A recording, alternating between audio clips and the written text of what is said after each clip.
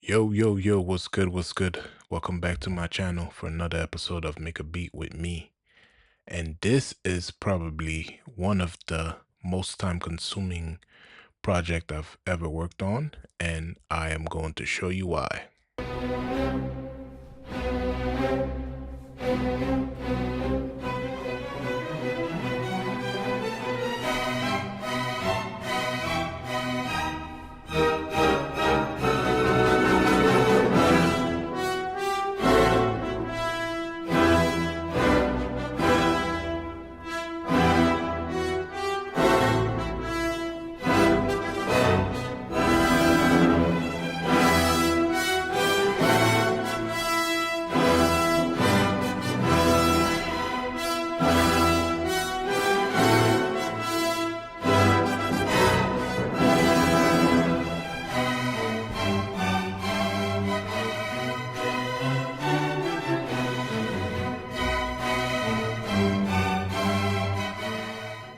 The hardest part and the most time consuming part was to get those notes correctly. Now it's been a lot of trial and error until it was sounding right. But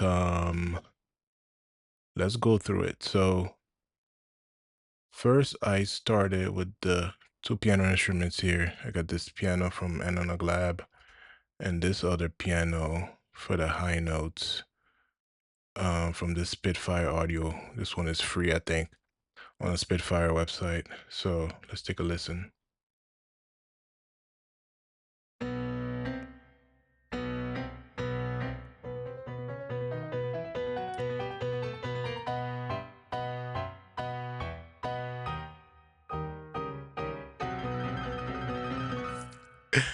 Yep. Now, in the original, this part is played on the string, but I wanted to switch it to the piano, so I just did it with the piano instead. Then this string section, there's a lot of stuff going on here. So this string section,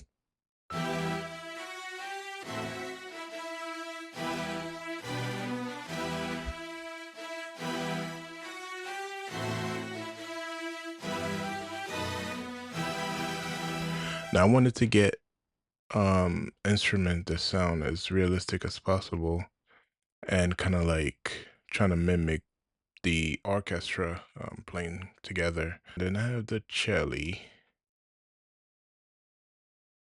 which is also from Spitfire.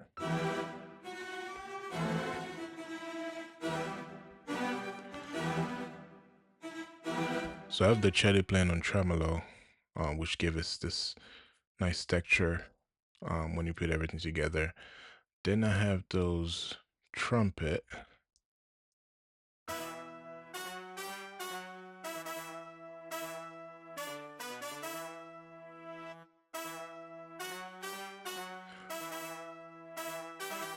So I was able to get, I wanted this swell effect, which I was able to get from the session horns, this contact library. Then I have another trumpet section, which is a little bit more.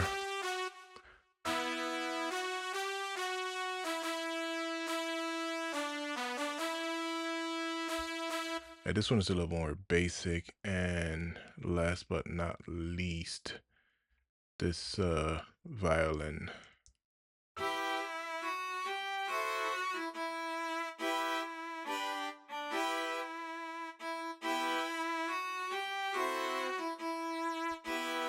And together, the blend sounds like this.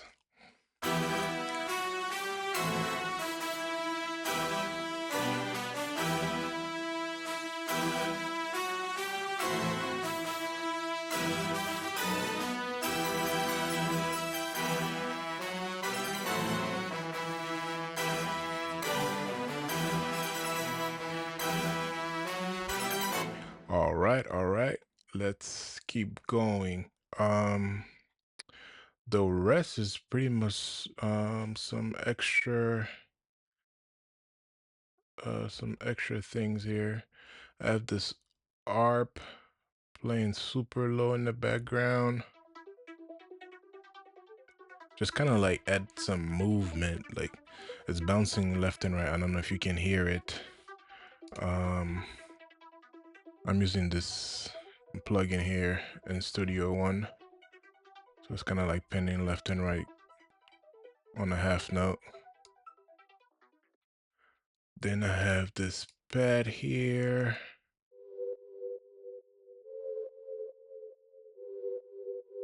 Also bouncing a little bit. And then I have this choir that comes in on the 8th bar.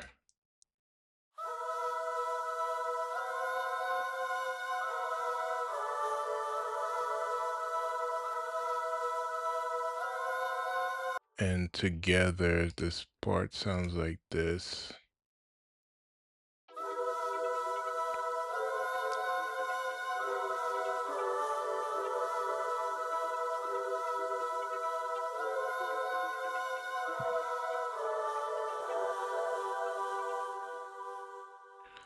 All right, let's keep going.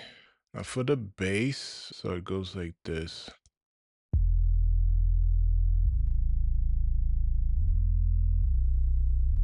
So this is the low, and this is the high.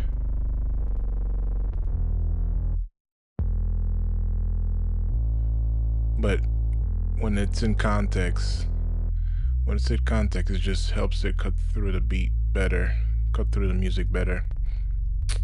All right. Then we have the drums. I don't know. I was kind of like going wild with the kicks a little bit. So I have like 3 kicks playing together. So this is the main kick.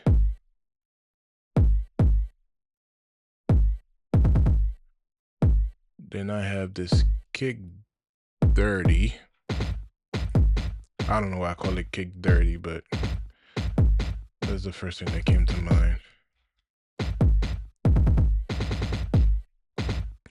So on the kick dirty, I kind of like roll off everything under 87 to not clash with the main kick.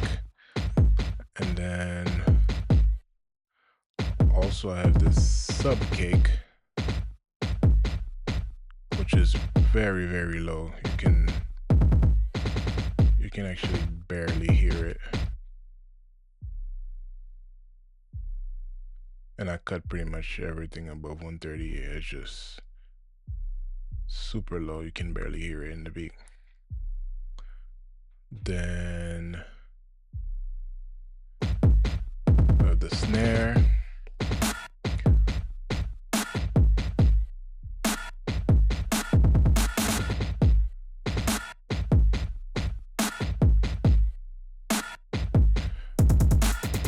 And then the head is just very simple. And then we have some crash too. And we have the hit.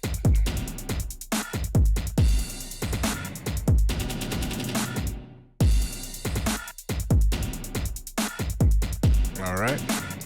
Oh, actually, I did forget something. I do have this vocal sample here.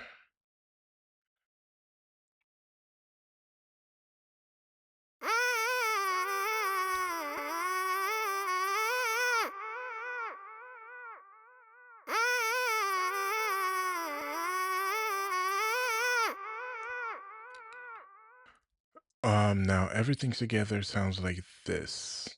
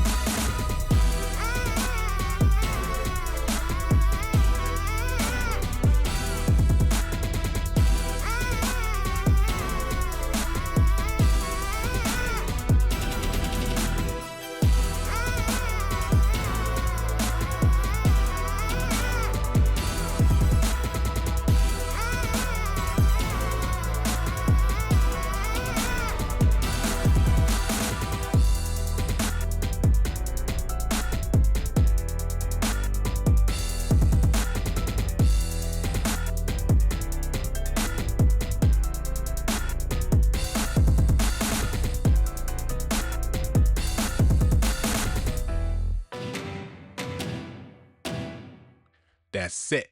All right. See you next time.